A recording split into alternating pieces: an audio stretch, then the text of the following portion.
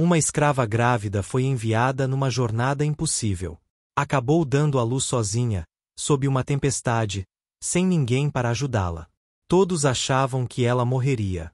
Mas no dia seguinte, quando o senhor da fazenda a encontrou, o que ele viu o fez cair de joelhos e chorar como nunca havia chorado. E aquela cena mudou não apenas uma vida, mas gerações inteiras. Mas antes, me conta aqui nos comentários, de que cidade você está assistindo essa história? Adoraria saber de onde você é.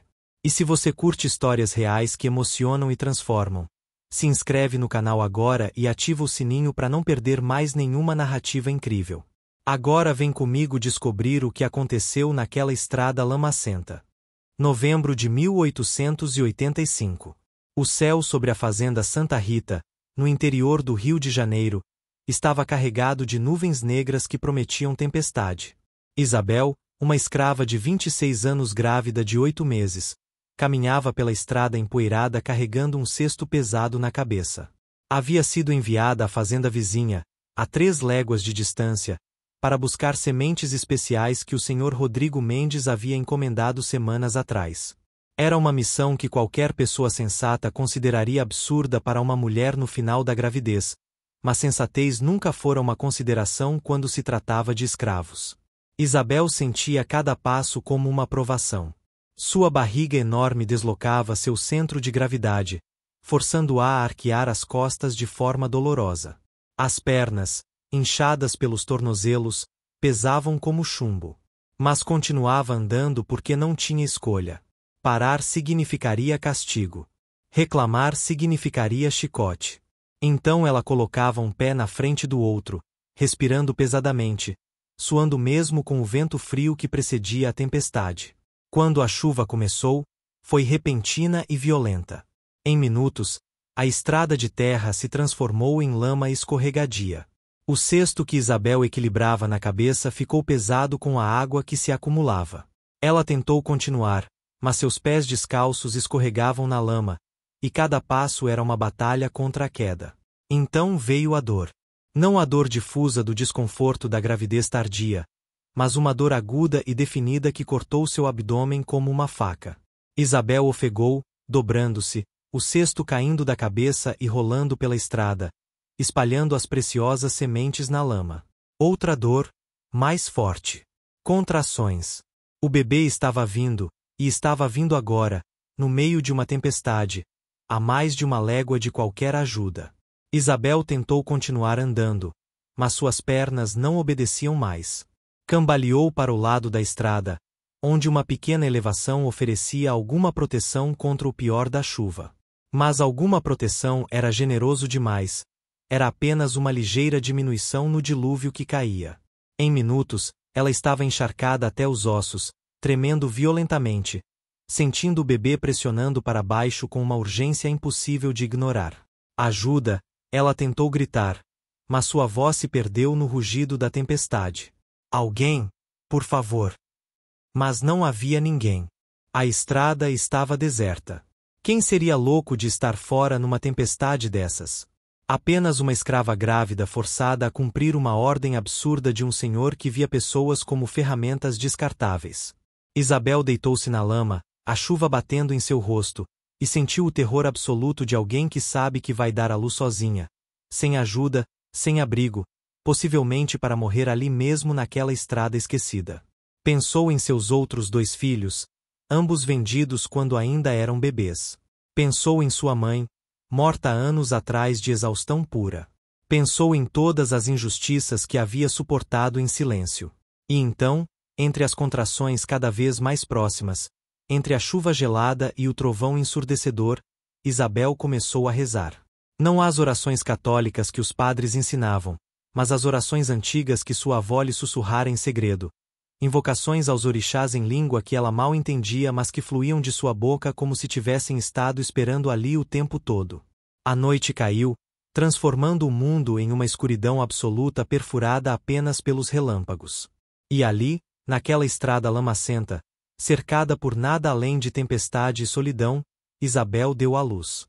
Na fazenda Santa Rita, o senhor Rodrigo Mendes jantava tranquilamente com sua família, alheio à tempestade que rugia lá fora. Sua casa era sólida, bem construída, com telhado que não vazava e paredes grossas que amorteciam o barulho do trovão. A mesa estava farta, carne assada, vegetais frescos, pão ainda quente, vinho importado. Tudo servido por mãos escravas invisíveis que apareciam para colocar pratos e desapareciam nas sombras. Pai, disse Clara, sua filha de 16 anos, Isabel voltou da fazenda dos Almeida. Rodrigo parou com o garfo a meio caminho da bonca. Isabel? Que Isabel? A escrava grávida que o senhor mandou buscar as sementes esta manhã, Clara explicou. Um lampejo de algo, irritação talvez, ou preocupação, difícil dizer, passou pelo rosto de Rodrigo. Com essa tempestade, provavelmente se abrigou em algum lugar. Vai aparecer amanhã. Mas pai, ela estava muito grávida. E são 3 léguas até lá. Clara, a mãe interrompeu com voz firme. Não se preocupe com essas coisas. Seu pai sabe o que faz. Agora coma sua comida antes que esfrie. Mas Clara não conseguia comer. Algo a incomodava profundamente. Lembrava-se de Isabel, uma mulher gentil, que sempre sorria mesmo quando claramente estava sofrendo, que tinha um jeito especial com as crianças. A ideia dela lá fora, grávida, na tempestade, não saía da cabeça da menina. Rodrigo, por sua vez, tentava afastar um desconforto crescente. Havia enviado Isabel numa missão longa sabendo de sua condição. Na época parecerá razoável. Afinal, negras aguentavam muito, sempre aguentaram. Mas agora, ouvindo a tempestade rugir, começava a sentir algo parecido com culpa, embora se recusasse a nomear assim. A noite passou lentamente. A tempestade continuou até quase o amanhecer. Depois diminuiu para uma garoa constante. Quando o sol nasceu, pálido e fraco através das nuvens, Rodrigo acordou com um peso no peito. Algo estava errado, ele sabia, mesmo que não quisesse admitir. Joaquim chamou seu escravo de confiança. Isabel voltou durante a noite. Não, senhor. Ninguém a viu. Rodrigo sentiu o peso no peito aumentar. Vou procurá-la. Sela meu cavalo. Mas, senhor, com toda essa lama. Sela o cavalo. Rodrigo gritou, surpreendendo a si mesmo com a urgência em sua voz. 20 minutos depois, cavalgava pela estrada enlameada em direção à fazenda dos Almeida. O caminho estava quase intransitável, com poças enormes e trechos onde a lama chegava aos joelhos do cavalo. Mas ele continuou, impelido por algo que não conseguia nomear, talvez medo de perder propriedade valiosa, talvez algo mais humano que preferia não examinar muito de perto. Foi quando estava a aproximadamente 1,5 léguas da fazenda que viu uma forma escura ao lado da estrada, parcialmente escondida pela elevação. Seu coração afundou. Desmontou rapidamente, seus pés afundando na lama, e correu. Era Isabel. Deitada de lado na lama, encharcada, imóvel. Por um momento terrível, Rodrigo pensou que estava morta.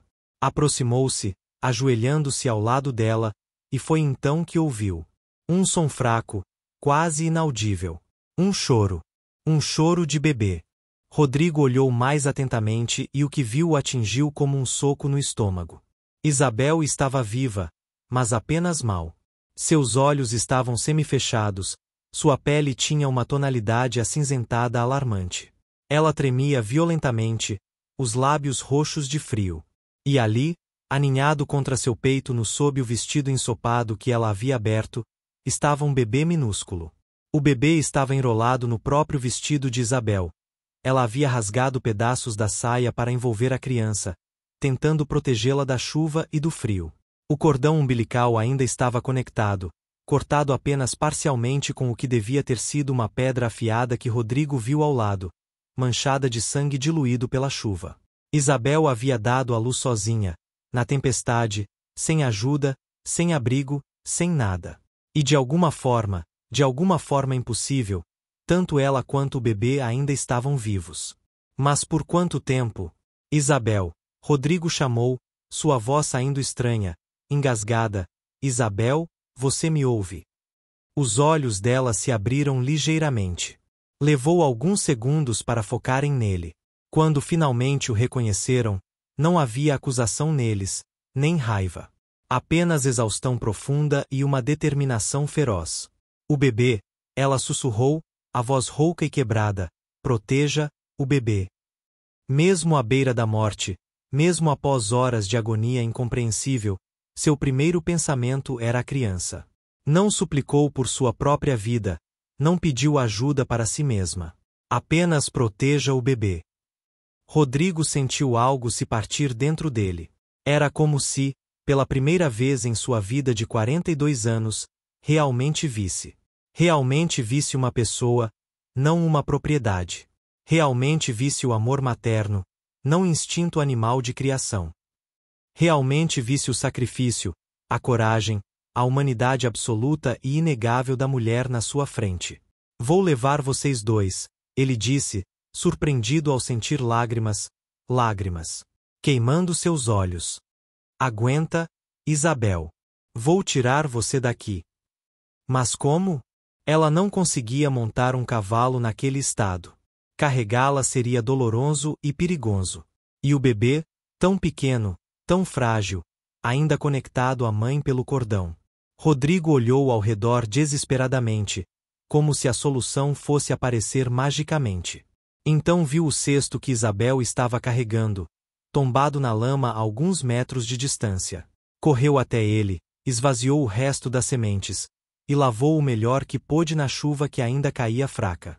Voltou para Isabel e, com uma gentileza que nunca soubera que possuía, ajudou-a a se sentar. Ela gemeu de dor, mas não gritou. Cuidadosamente, Rodrigo cortou o cordão umbilical com sua própria faca, limpa, afiada, adequada para a tarefa de forma que a pedra de Isabel nunca poderia ser. Amarrou-o como vira parteiras fazerem, suas mãos tremendo ligeiramente. Então, pegou o bebê, uma menina, percebeu, minúscula mas com pulmões surpreendentemente fortes, e a colocou no cesto, forrando-o com sua própria jaqueta. A criança chorou mais alto, mas era um choro saudável, furioso, o choro de alguém que havia lutado para viver e vencido. Isabel, consegue ficar de pé. Ela tentou. Com a ajuda dele, conseguiu ficar em pé, mas suas pernas mal a sustentavam. Rodrigo tomou uma decisão. Colocou o cesto com o bebê pendurado na lateral da cela. Depois, num movimento que em outras circunstâncias seria impensável, ajudou Isabel a montar o cavalo. Então montou atrás dela, segurando-a firmemente para que não caísse, e começou a viagem cuidadosa de volta para a fazenda. Era lento. Dolorosamente lento. A cada solavanco do cavalo, Isabel gemia. A bebê no cesto chorava intermitentemente. E Rodrigo, pela primeira vez que se lembrava, rezava de verdade. Não as orações mecânicas de domingo na igreja, mas súplicas desesperadas e sinceras. Por favor, não deixe elas morrerem. Por favor. Eu fiz isso. Eu sou responsável. Mas elas não merecem pagar por minha crueldade. Por favor. Quando Rodrigo chegou à fazenda carregando Isabel meio consciente e o bebê chorando no cesto, causou um alvoroço sem precedentes. Escravos largaram suas ferramentas e correram. A casa grande se agitou como colmeia perturbada. Dona Beatriz, sua esposa, saiu na varanda e ficou paralisada ao ver a cena. Meu Deus, ela sussurrou, a mão voando para a boca. Chame tia Benedita. Rodrigo ordenou, referindo-se à escrava mais velha que servia como curandeira e parteira. Rápido! E preparem o quarto dos fundos, água quente, cobertores, tudo o que precisarem. O quarto dos fundos. Dona Beatriz repetiu confusa. Mas esse é. Eu sei que quarto é. Rodrigo gritou, algo que nunca fizera com a esposa. Preparem agora. O quarto dos fundos ficava na casa grande, não na senzala. Era usado para guardar ferramentas e eventualmente abrigar um feitor visitante. Colocar uma escrava ali era simplesmente não feito. Mas algo no rosto de Rodrigo, algo em seus olhos ainda vermelhos de lágrimas não derramadas completamente, fez Dona Beatriz assentir e correr para preparar. Rodrigo carregou Isabel nos braços, ela que pesava tão pouco apesar da gravidez recente, Tão leve porque nunca tinha comido o suficiente, nunca havia tido nutrição adequada. Colocou-a na cama que haviam preparado às pressas, e então, por algum motivo que ele mesmo não entendia completamente, puxou as cobertas sobre ela com suas próprias mãos, um gesto de cuidado que nunca teria demonstrado a um escravo em circunstâncias normais. Tia Benedita chegou correndo, sua caixa de remédios caseiros nas mãos. Examinou Isabel rapidamente, seu rosto grave ficando ainda mais sério. Está com febre. Perdeu muito sangue. Passou frio demais por tempo demais. Mas é forte. Vai lutar.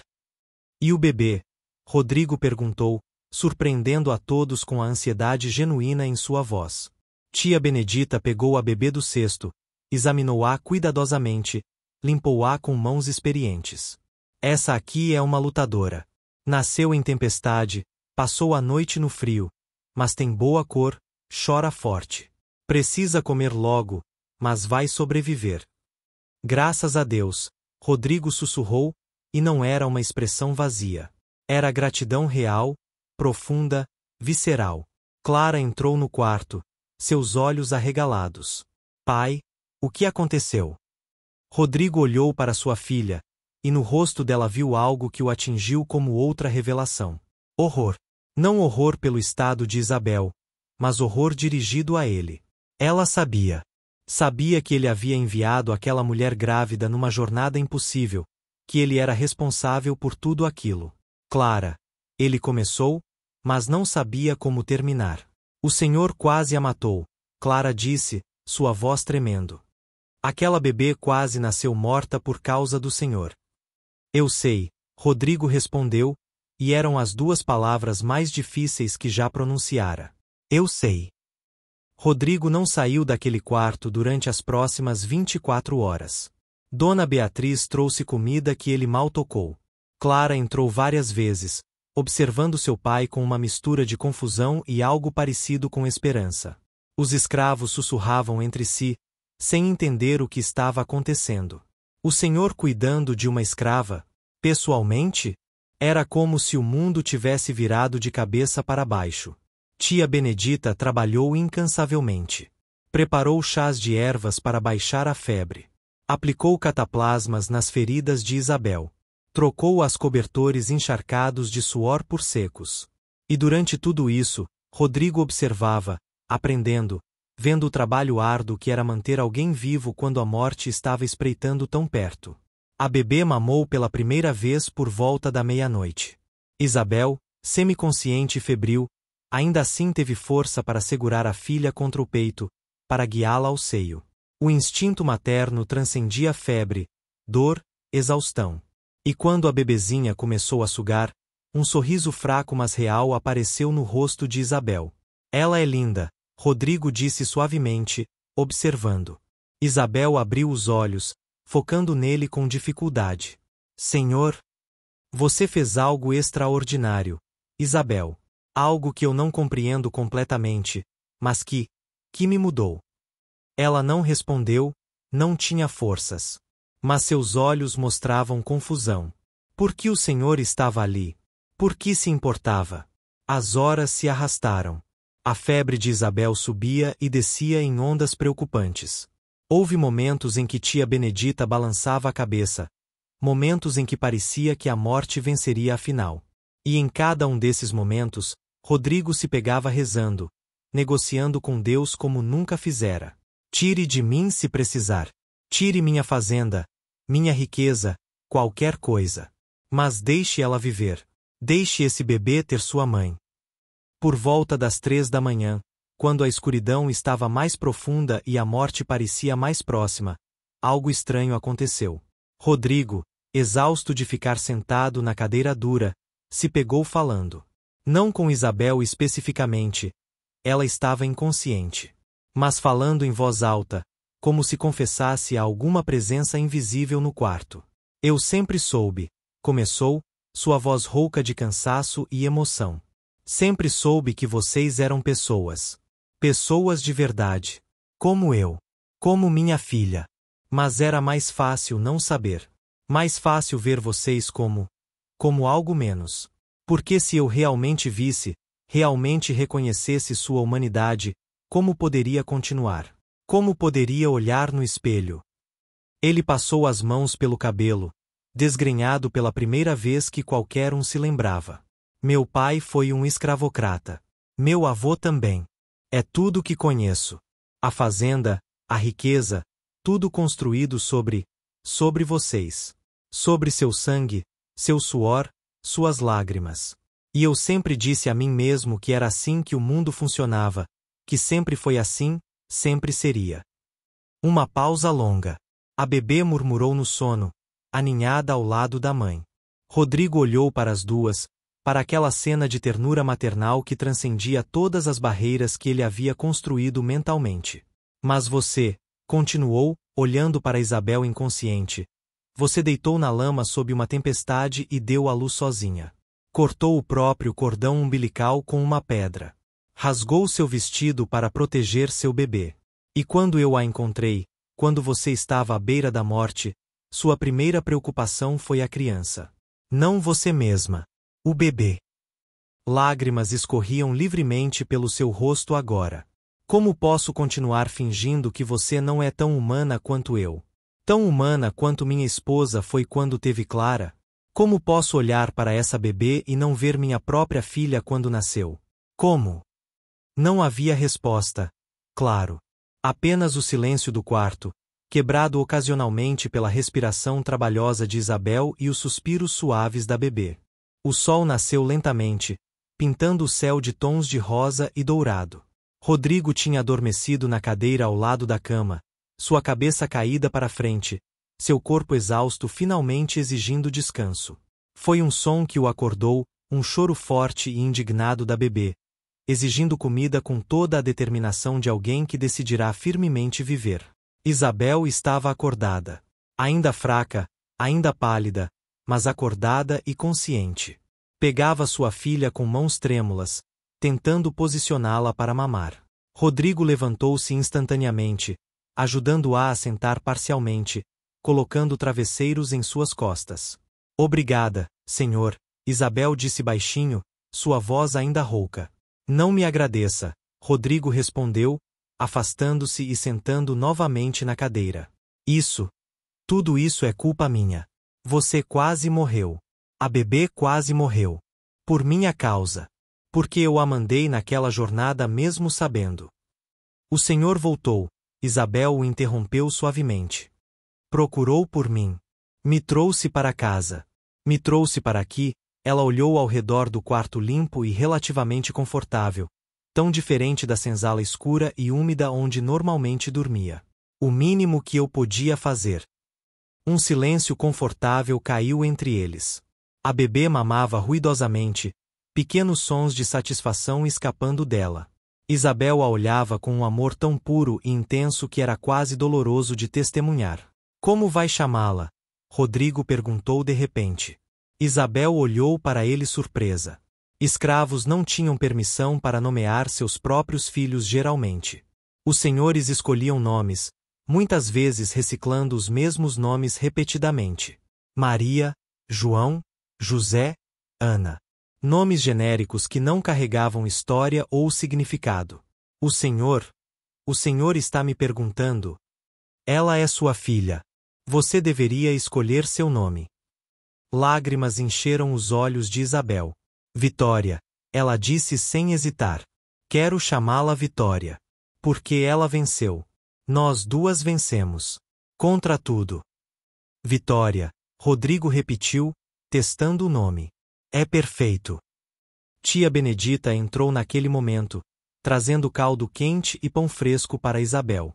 Parou na porta ao ver o senhor ainda ali, então continuou, seu rosto cuidadosamente neutro mas seus olhos astutos observando tudo. Como está a mãe e a bebê? Ela perguntou. Vamos sobreviver, Isabel respondeu, um pequeno sorriso tocando seus lábios. Mais que sobreviver, Rodrigo disse, sua voz carregando uma determinação nova. Tia Benedita, quero que Isabel fique aqui neste quarto até estar completamente recuperada. Não uma semana, não 2. Quanto tempo precisar. Refeições adequadas, 3 vezes ao dia. Caldo de galinha, vegetais frescos, carne. O que ela precisar para produzir leite e recuperar forças. Tia Benedita mal conseguiu esconder sua surpresa. Sim, senhor. E depois, quando voltar ao trabalho, nada de campo. Ela fica trabalhando na casa. Tarefas leves. E a bebê fica com ela. Sem separações. Agora até Isabel parecia chocada. Senhor? Rodrigo a olhou nos olhos. Eu não posso desfazer o que fiz. Não posso mudar o sistema em que vivemos, não imediatamente. Mas posso fazer isso. Posso garantir que você e Vitória fiquem juntas. Que tenham condições melhores. É o mínimo, menos do que o mínimo, mas é o que posso fazer agora. Obrigada, Isabel sussurrou, e dessa vez ele não recusou o agradecimento. A notícia do que havia acontecido se espalhou pela fazenda como fogo em palha seca. Uma escrava grávida enviada em jornada impossível, deixada para dar à luz sozinha em tempestade, o senhor encontrando-a quase morta e trazendo-a não para a senzala, mas para a casa grande. O senhor chorando, sim, chorando. Vários escravos haviam testemunhado. O senhor passando a noite toda cuidando dela pessoalmente. Era sem precedentes. Chocante. Confuso. Os escravos não sabiam o que pensar. Seria uma armadilha? Um jogo cruel? Ou seria possível que algo genuíno tivesse mudado? Dona Beatriz também lutava para entender. Seu marido, que sempre tratara escravos com eficiência fria, que calculava valor e lucro com precisão matemática, estava agindo como alguém que se importava genuinamente. Rodrigo, ela o confrontou quando ele finalmente saiu do quarto para tomar banho e trocar de roupa. O que está acontecendo? As pessoas estão falando. Dizendo que você enlouqueceu. Talvez eu tenha, ele respondeu, sentando pesadamente numa cadeira. Ou talvez tenha acordado pela primeira vez em minha vida. Não entendo. Eu a vi, Beatriz. Vi Isabel dando à luz sozinha na chuva, cortando o próprio cordão com uma pedra, rasgando seu vestido para proteger o bebê. Vi o que significa ser mãe quando você não tem nada, quando ninguém se importa se você vive ou morre, quando o mundo inteiro está contra você. E ainda assim ela lutou. Ainda assim ela protegeu sua criança. Ainda assim ela venceu. Ele olhou para a esposa com olhos que pareciam ter envelhecido décadas em um dia. Como posso continuar tratando pessoas assim? Como posso olhar para minha filha e saber que outros homens tratam filhas deles da mesma forma que eu trato Isabel? Como posso rezar no domingo e na segunda-feira comprar e vender seres humanos? Mas sempre foi assim. Beatriz começou fracamente. E sempre esteve errado. Eu sabia. Sempre soube. Apenas não queria olhar. Não queria ver. Mas agora vi, e não posso mais não ver. Clara, que tinha escutado da porta, entrou com lágrimas nos olhos. Pai, ela disse, abraçando-o, estou orgulhosa do Senhor. E naquele abraço, naquelas palavras simples de sua filha, Rodrigo entendeu algo fundamental. O que estava em jogo não era apenas a vida de Isabel, ou de Vitória, ou de qualquer escravo individual. Era a sua própria alma. Era o tipo de homem que era, o tipo de pai que era, o tipo de legado que deixaria. Nas semanas que se seguiram, mudanças pequenas mas significativas começaram a acontecer na fazenda Santa Rita. As rações de comida foram aumentadas. Os castigos físicos diminuíram. Famílias foram mantidas juntas sempre que possível. Não eram mudanças revolucionárias. A escravidão continuava, a injustiça fundamental permanecia. Mas eram sementes de mudança. Rodrigo passou a visitar a senzala regularmente, algo que fazia raramente antes. Conversava com os escravos, aprendia seus nomes verdadeiros, não apenas os nomes que estavam nos registros. Ouvia suas histórias, suas dores, suas esperanças. E cada história era uma punhalada em sua consciência. Por que o Senhor está fazendo isso? Um escravo velho chamado Tomás perguntou um dia. Por que agora? Rodrigo pensou cuidadosamente antes de responder. Porque uma mulher deu à luz na chuva, e eu finalmente abri os olhos. Porque minha filha me olhou com horror e eu percebi que tipo de homem tinha me tornado. Porque encontrei uma bebê envolta em trapos ensopados e entendi que cada um de vocês teve uma mãe que os amou assim. E eu participei de separar famílias, de destruir esse amor. Não posso mudar o passado. Mas posso tentar ser diferente daqui para frente. 3 meses após aquela noite terrível, Rodrigo fez algo que chocou toda a região. Convocou todos os seus escravos para o terreiro principal da fazenda, chamou testemunhas da cidade, incluindo o tabelião, e fez um anúncio que ninguém esperava. Isabel e sua filha Vitória, ele declarou com voz clara: a partir deste momento, são livres. Não mais escravas. Livres para irem embora ou ficarem conforme desejarem. Livres, com documentos legais que provarão sua liberdade. O silêncio que se seguiu era absoluto. Isabel, segurando Vitória agora gordinha e saudável, ficou paralisada. Liberdade? Era uma palavra que ela mal ousava sonhar, que parecia impossível, inalcançável. E agora estava sendo oferecida não como recompensa por anos de serviço, não como algo que ela tivesse que comprar com décadas de economias impossíveis, mas simplesmente, dada. Senhor, ela conseguiu dizer, sua voz tremendo. O Senhor tem certeza? Mais certeza do que já tive sobre qualquer coisa, Rodrigo respondeu. Você quase morreu por minha causa. Vitória quase nunca chegou a existir por minha causa. Isso é o mínimo que posso fazer. Não é suficiente, nunca será suficiente, mas é o que posso oferecer. Ele virou-se para os outros escravos reunidos. E não apenas Isabel. Todos que têm filhos menores de 5 anos também receberão suas cartas de alforria. As crianças não podem ser separadas de suas mães. Não vou mais fazer isso. Não posso desfazer as separações do passado, mas posso parar de criar novas. O choque transformou-se em murmúrios, depois em lágrimas, depois em abraços. Mães apertavam seus filhos pequenos contra o peito, incrédulas. Pais que haviam vivido com o terror constante de ver suas famílias destruídas começavam a acreditar que talvez, houvesse esperança. Mas nem todos estavam felizes. Os fazendeiros vizinhos ficaram furiosos quando souberam. Vieram em delegação à fazenda Santa Rita, liderados pelo coronel Augusto, um homem corpulento conhecido por sua crueldade. Rodrigo, você enlouqueceu completamente. O coronel trovejou. Libertar escravos por sentimentalismo?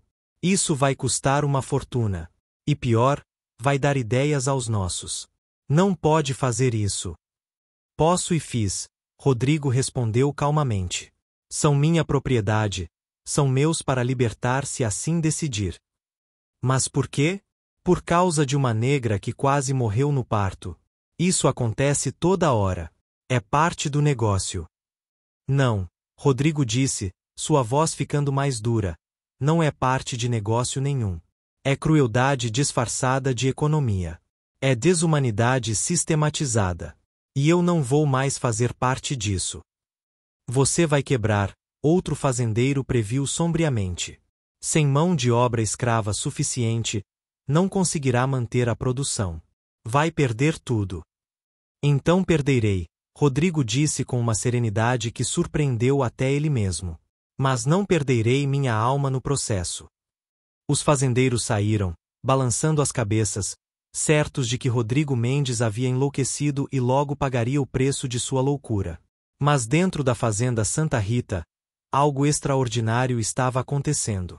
Os escravos que permaneceram, e a maioria permaneceu, pois não tinham para onde ir, não tinham recursos para começar vida nova, começaram a trabalhar com uma energia diferente. Não era mais trabalho forçado sob ameaça de chicote. Era trabalho de pessoas que sabiam que suas famílias estavam protegidas, que viam melhorias reais em suas condições, que ousavam ter esperança. E, ironicamente, a produção da fazenda não caiu. Em algumas áreas, até aumentou. Isabel, agora livre, escolheu ficar. O Senhor me deu vida de volta, ela disse a Rodrigo. Me deu minha filha, me deu esperança. Quero ficar, mas não como escrava. Como trabalhadora livre, com salário justo. Concordo, Rodrigo disse imediatamente. E não apenas você. Todos que ficarem receberão salários justos, adequados. E terão direito a descanso, a tratamento médico quando doentes, a manter suas famílias unidas. Era revolucionário para a época. Outras fazendas funcionavam com chicote e medo.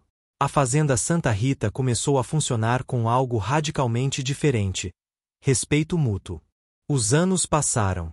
A abolição finalmente chegou em 1888, 3 anos após aquela noite tempestuosa que mudou tudo. Quando a Lei Áurea foi assinada, muitas fazendas entraram em colapso, seus donos despreparados para funcionar sem trabalho forçado. Mas a Fazenda Santa Rita continuou funcionando, porque já havia feito a transição. Já havia aprendido que pessoas tratadas com dignidade trabalham melhor que pessoas tratadas como animais. Vitória cresceu não na senzala, mas numa pequena casa que Rodrigo construíra para Isabel e outros trabalhadores livres. Foi à escola. Sim, a escola, algo impensável para crianças negras na época, mas Rodrigo insistiu, pagando um professor particular que ensinava tanto crianças brancas quanto negras juntas. Quando Vitória tinha 10 anos, em 1895, algo extraordinário aconteceu. Rodrigo, já com 52 anos, reuniu novamente todos na fazenda. Desta vez, para um anúncio ainda mais radical. Estou dividindo a fazenda, ele declarou. Todos que trabalharam aqui, escravos ou livres, por mais de 10 anos, receberão um pedaço de terra. Pequeno, mas deles. Para plantar, para construir, para passar aos filhos. É o mínimo que posso fazer para compensar décadas de exploração. A notícia causou sensação. Não apenas na região, mas em todo o país. Jornais escreveram sobre o fazendeiro louco que distribuiu sua terra. Alguns o elogiaram como visionário. Outros o condenaram como traidor de sua classe. Mas Rodrigo não se importava mais com opiniões alheias. Isabel, ele disse numa tarde enquanto observavam Vitória brincar no jardim com Clara, agora uma jovem mulher de 26 anos que tinha se tornado professora e defensora fervorosa dos direitos dos ex-escravos. Às vezes eu penso naquela noite. Na tempestade. Em como quase perdi você, quase perdi Vitória antes mesmo de vocês realmente viverem. Eu também penso, Isabel respondeu. E sabe o que penso? Que talvez precisasse ser assim. Talvez você precisasse me ver naquele estado, precisasse confrontar o que tinha feito, para finalmente acordar. Foi um preço alto demais. Foi, ela concordou. Mas trouxe mudança. Não apenas para mim e Vitória, mas para todos aqui. E as mudanças estão se espalhando. Outras fazendas estão começando a tratar seus trabalhadores melhor, não por bondade, mas porque veem que funciona, que é possível. Rodrigo assentiu. Minha filha me disse algo outro dia. Disse que quando ela era criança, tinha orgulho da fazenda, da riqueza, da posição. Mas que agora tem orgulho diferente. Orgulho de como mudamos, de como escolhemos diferente. E esse orgulho, ela disse, vale mais que todo o ouro do mundo. Clara é sábia, Isabel disse com um sorriso. Ela aprendeu de você, Rodrigo respondeu. Daquela noite quando você se recusou a desistir, quando protegeu sua filha com seu próprio corpo, quando lutou contra a morte e venceu. Isso foi a lição mais importante que qualquer um de nós podia aprender. Vitória, agora correndo em direção a eles com flores nas mãos, representava algo mais que uma criança. Representava esperança, mudança, a possibilidade de que erros passados podiam ser, se não desfeitos, ao menos parcialmente remediados. Representava a ideia radical de que arrependimento genuíno deve vir acompanhado de ação, de mudança real. Quando Rodrigo morreu, em 1902, sua vontade final surpreendeu a muitos, mas não aqueles que o conheciam verdadeiramente nos últimos anos de sua vida. Deixou a maior parte de suas terras restantes não para Clara, mas em fideicomisso para os trabalhadores da fazenda. Clara herdou a casa e propriedade suficiente para viver confortavelmente, mas o grosso foi para aqueles que haviam trabalhado a terra. No funeral, uma das principais enlutadas era Isabel, agora com 43 anos, ainda forte e saudável. Ela falou, algo que chocou os convidados mais conservadores, uma ex-escrava falando no funeral de um fazendeiro. O Sr. Rodrigo não foi perfeito, ela começou, sua voz clara e firme. Foi escravocrata durante maior parte de sua vida. Participou de um sistema cruel e injusto. Causou sofrimento, incluindo a mim. Quase me matou com sua indiferença. Houve murmúrios desconfortáveis entre os presentes. Mas ela continuou. Mas então algo mudou. Ele viu. Realmente viu. E quando viu, não desviou o olhar como a maioria faz. Não se escondeu atrás de desculpas ou justificativas. Encarou o que havia feito e escolheu mudar. Não foi mudança fácil. Não foi mudança completa. Nenhuma pessoa pode desfazer décadas de mal em anos de bem. Mas foi mudança real, genuína, custosa. Ela olhou para o caixão, lágrimas escorrendo por seu rosto. Ele me deu liberdade. Me deu minha filha. Me deu dignidade.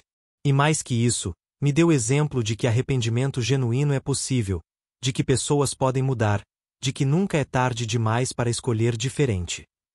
Vitória, agora uma jovem mulher de 17 anos estudando para ser professora, estava ao lado da mãe. Quando Isabel terminou de falar, Vitória adicionou suas próprias palavras. Nasci em tempestade. Quase não nasci. Mas vivi. E vivi livre, educada, com oportunidades que minha mãe nunca teve, que minha avó nunca sonhou. Isso é por causa do Sr. Rodrigo? Sim. Mas também é por causa da minha mãe, que se recusou a desistir. Por causa de tia Benedita, que nos salvou. Por causa de Clara, que ensinou que aliança através das linhas de raça e classe é possível. Ela fez uma pausa, olhando para os rostos reunidos, brancos e negros, ricos e pobres, todos unidos momentaneamente no luto por um homem complexo e falho que teve a coragem de mudar. A história que minha mãe conta sobre aquela noite sempre termina com esperança, Vitória continuou. Esperança de que até das piores tempestades, vida nova pode emergir. De que até dos erros mais graves, redenção é possível. De que nunca, nunca é tarde demais para escolher amor sobre lucro, humanidade sobre conveniência, justiça sobre tradição.